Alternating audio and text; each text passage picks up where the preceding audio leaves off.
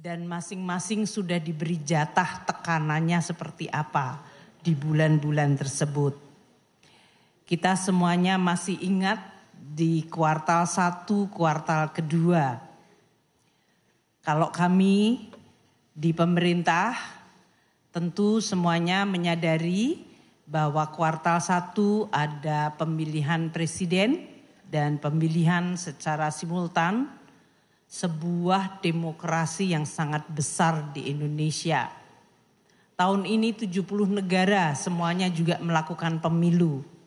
Dan Indonesia termasuk negara demokrasi terbesar di dunia. Kita telah selesaikan dengan selamat dan aman. Di kuartal 1 juga kita semuanya melihat dan warning mengenai perubahan iklim yang menyebabkan El Nino diprediksi akan sangat panjang. Bahkan sudah mulai tahun 2023. Sehingga pemerintah harus melakukan langkah-langkah untuk membantu masyarakat, terutama para petani yang menghadapi musim kering yang panjang.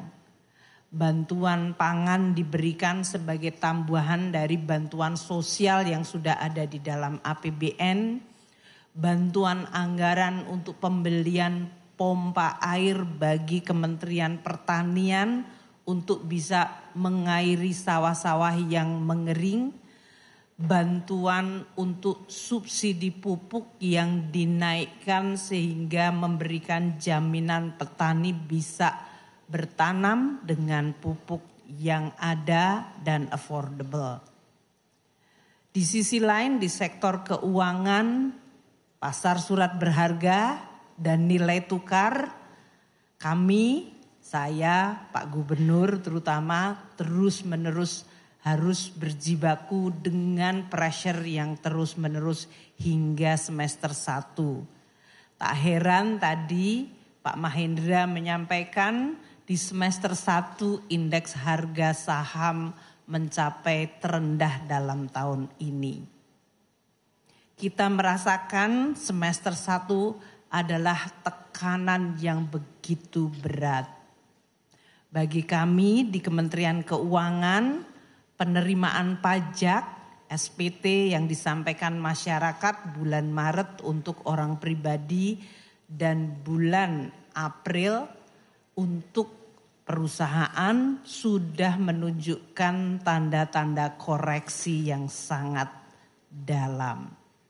Penerimaan kita semester 1 mengalami kontraksi yang cukup dalam. Ini semuanya adalah yang kita lalui pada terutama semester 1.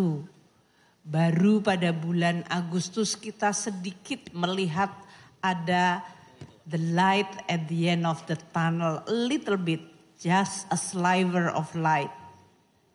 Moga-moga bukan kereta api yang nabrak kita gitu ya.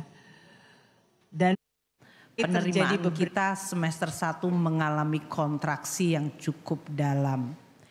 Ini semuanya adalah yang kita lalui pada terutama semester 1.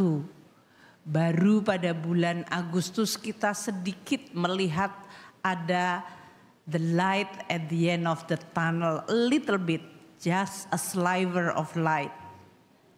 Moga-moga bukan kereta api yang nabrak kita gitu ya. Dan memang mulai terjadi beberapa perbaikan, namun kemudian episode dunia diambil alih oleh peristiwa politik. Baik itu yang terjadi di Timur Tengah maupun hasil pemilu di Amerika Serikat yang menimbulkan dampak terhadap apa proyeksi yang akan terjadi terhadap perekonomian terbesar di dunia yaitu Amerika Serikat. Kita 2 minggu yang lalu disuguhi dengan drama kemungkinan Amerika bisa default karena tidak ada kesepakatan mengenai APBN-nya.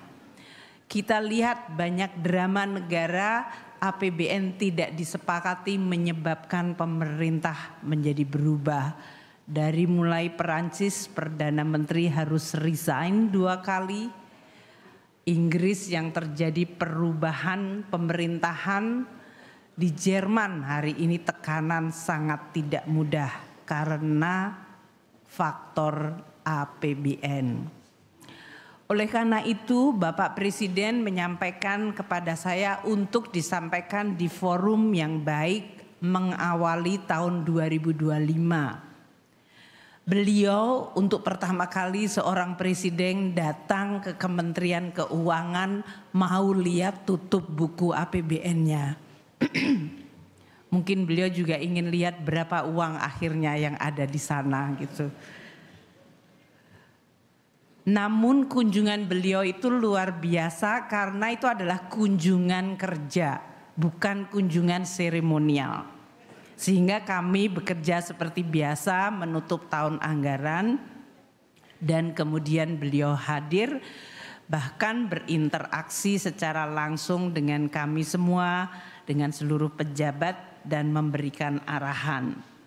Tentunya karena itu adalah sekitar jam 4 sore hingga maghrib, kami menyampaikan kepada Bapak Presiden situasi pelaksanaan APBN 2024. Dan saya diminta Presiden untuk menyampaikan agar kabar yang saya sampaikan kepada Presiden atau laporan yang kami sampaikan kepada Presiden bisa di-share sedikit karena kabarnya baik.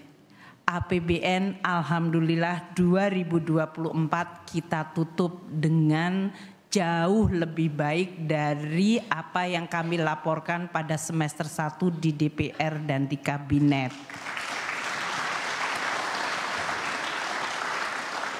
Penerimaan negara yang tadi saya sampaikan di semester 1 mengalami tekanan dan kontraksi luar biasa, di semester 2 sudah mulai pulih.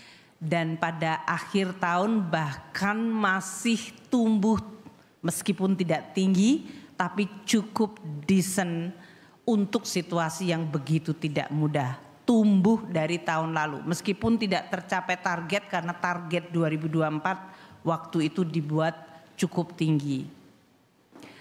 Belanja pun tahun 2024 melalui APBN dilakukan banyak belanja selain yang direncanakan dan belanjanya cukup besar seperti untuk pemilu, pilkada, untuk pembangunan IKN yang cukup diakselerasi, untuk tambahan bantuan-bantuan sosial di dalam rangka menangani El Nino, termasuk belanja untuk ketahanan pangan seperti pupuk, pompa air, sehingga belanja atau APBN turut memitigasi dampak dan tekanan di dalam masyarakat.